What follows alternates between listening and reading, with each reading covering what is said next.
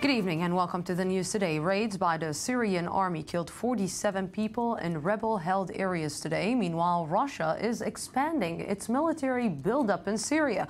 According to U.S. officials, Russia has been sending 2 military cargo flights a day to Syria, and now helicopters, including helicopter gunships, have been identified at a Syrian airfield. But this is only the latest in a long history of Russian intervention outside its borders, as Shai Ben-ari explains. It's a pattern that has repeated itself throughout history. More and more details are emerging about the growing Russian military presence in Syria. American officials have stated a number of Russian helicopters have been identified at Bashar al-Assad Airport near the port city of Latakia.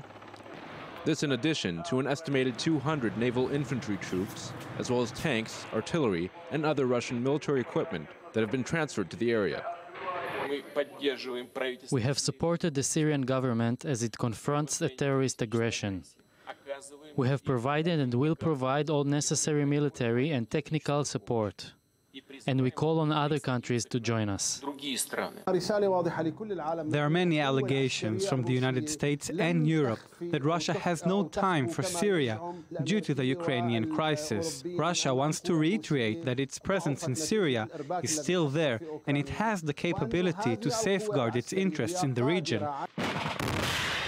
Recent years have seen a major effort by Russia under President Vladimir Putin to reassert its influence beyond its borders, with a prime example being the annexation of Crimea and the vast military and political support given to pro-Russian separatists in East Ukraine. The division of Ukraine has sparked some comparisons with the division of Poland in 1939 during the opening days of World War II between Nazi Germany and the USSR under Joseph Stalin. In recent years, there has been a turnaround in the Russian state's approach to the former Soviet dictator. The truth concerning the Stalinist era is being erased, replaced by a cult devoted to a strong man, an efficient leader. National greatness is emphasized, without paying attention to the value of the lives of individuals. But Russian military intervention lasted well beyond the Stalinist era. In 1956, a popular revolt against the pro-Soviet government in Hungary was brutally and quickly crushed when the Red Army invaded. This event caused mass disillusionment with the USSR among Marxists worldwide. In 1962, a strategic decision by Soviet leader Nikita Khrushchev brought the world to the brink of nuclear war. Do you, Ambassador Zorin, deny that the USSR has placed and is placing medium and intermediate range missiles and sites in Cuba? Yes or no? Don't wait for the translation, yes or no?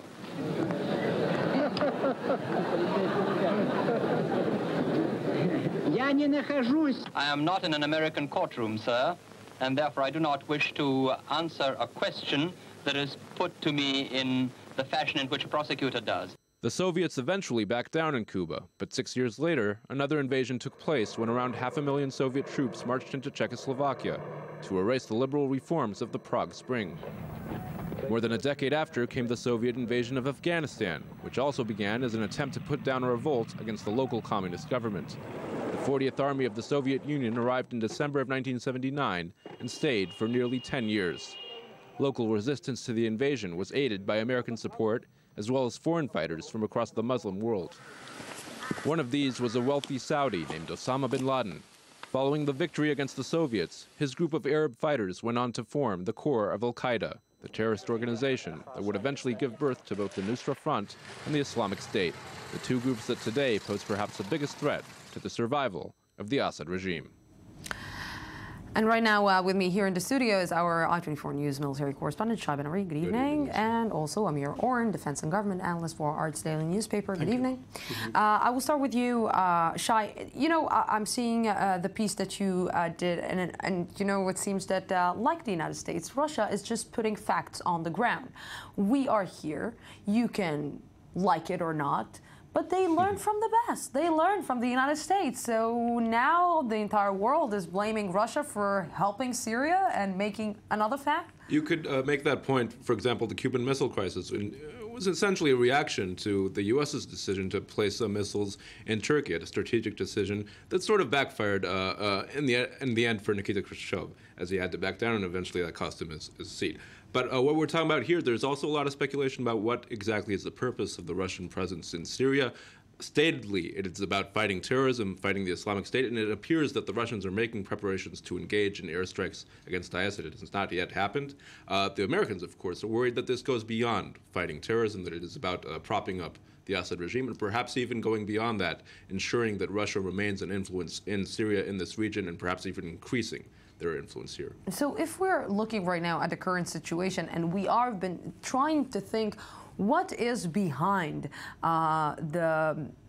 let's say, the will of Russia to be part of what is happening right now in the Middle East, what is the main target? I think what we're talking about is they see an opportunity. We're talking about a certain vacuum being created with the withdrawal, a gradual withdrawal of the U.S. and the West in general from this area, from the Middle East. You're seeing much less influence as a matter of policy by the Obama administration in general. And the Russians, I think, see an opportunity to claim a stake, to increase their influence, to fill that vacuum. I think it's mainly about that. You know, Amir, what we are seeing here is just we are not willing to cooperate with anyone. We don't trust anyone, and we will do the job the way that we know it, and that's it. I'm, of course, talking about the Russians.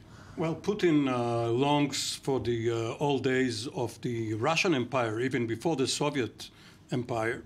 And the Russians have always been very careful not to let foreigners control what they call the near abroad, the belt of states around the borders of Russia and Ukraine and Belarus and the other states. So for them, it's a tradition.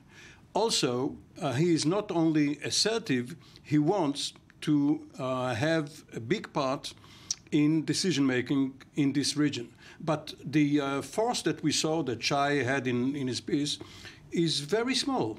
What you have, when you talk about 200 Marines or naval infantry, this is only a company. Remember, when the US Marines lost 247 of their men to Hezbollah in October of 1983. This was only the headquarters company of a battalion. They are probably there, the Russians, only for force protection.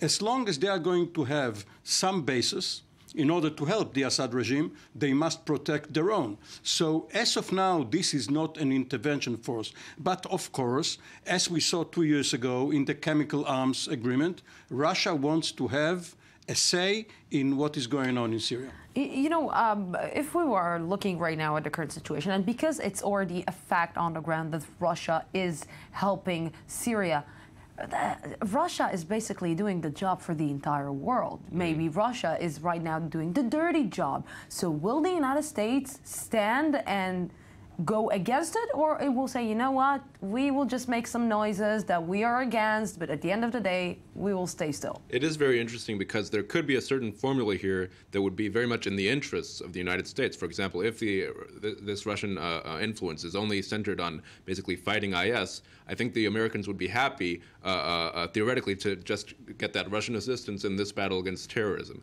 They are worried that this would eventually lead to a strengthening of the Assad regime. I doubt it could very well lead to any sort of Assad being able to reassert his control over most of the country. I think he would, even in the most optimistic scenario for him, he would only be able to eventually come out with control of the Alawite sector, his own strongholds. And I doubt we'll see an actual reassertion of his control over. But in any event, one may hazard a bet that no matter how vicious, how cruel the Russian way of war would be, we won't see any Goldstone report. Coming out of this. Yes, the community of nations will let them do what they do. They will accept that, yes. I think, yes. But let's talk about the international community. Just stay with me, both of you. The International Atomic Energy Agency just voted to reject a resolution which demanded Israel to open its nuclear reactor in Dimona for inspection. Israel and the U.S. worked behind the scenes to block the resolution at the IAEA annual conference. The resolution was submitted by Egypt, and Israeli officials recently visited Cairo to try to convince the Egyptians to change their approach by submitting the resolution, but not insisting that it will be discussed. Somebody even thought that this will pass, that Israel will eventually have to open the gates of the nuclear fabric, or according to foreign press that we have here in Israel. Well, Israel did 30 years ago, and Mordechai Vanunu left. The gates were opened, and he left the country and sold the secrets. But he got into jail again just right after giving an interview just in last week. This is September. There are 2 annual rituals every September. One is the IAEA General Conference, and one is the United Nations General Assembly. So if Israel won this round, it means that this is going to be in trouble in the UN. Because look at the list of states which supported the rejection of this non-binding resolution. The United States, Canada, Australia, all of the European Union members. Why did they act this way? First of all, because this was putting the cart before the horses. Only after diplomacy works its way and there is a peace accord will Israel think of having a denuclearized Middle East. Also, because there is going to be pressure on the Palestinian front in a couple of weeks' time, nobody wants to have Israel suffer 2 defeats in a row.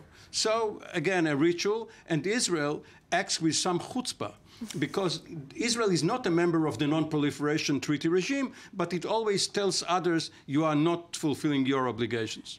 In one sentence, until when Israel can actually keep this closed and not open? I think it's a fair gamble to say for the foreseeable future. I think this this policy of ambiguity is a very convenient one for Israel, and it has worked pretty well. Either for the foreseeable future or forever, whichever comes first. Amir Oren, thank you very much for this. Shai Ben-ari, thank you very much for this.